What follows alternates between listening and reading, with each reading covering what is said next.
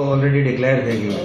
શું માની શકાય કે આ છેલ્લી સામાન્ય સભા નાણાં આ હજુ સરકારે કંઈ પણ નિર્ણય આગળ કર્યો નથી. હજુ તેની વર્કઆઉટ ચાલુ છે. જ્યારે સરકારશ્રીને વર્કઆઉટ પૂરું થશે ત્યારે નોટિફિકેશન બહાર પાડવામાં આવશે.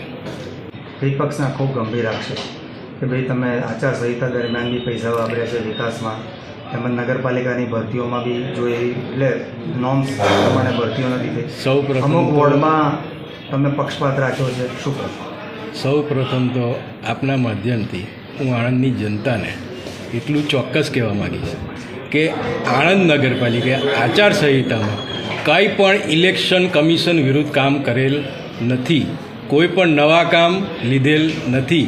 જે કોઈ આચારસંહિતા લાગુ પડી તે પહેલાં જે કામો અપાયેલા હતા એના ફક્ત ને ફક્ત બિલો મંજૂર કરવાની સત્તા ઇલેક્શન કમિશને અને સરકારશ્રીએ નગરપાલિકાને આપેલી છે. એ ફક્ત ને ફક્ત બિલો જ ચૂકવણી કરવામાં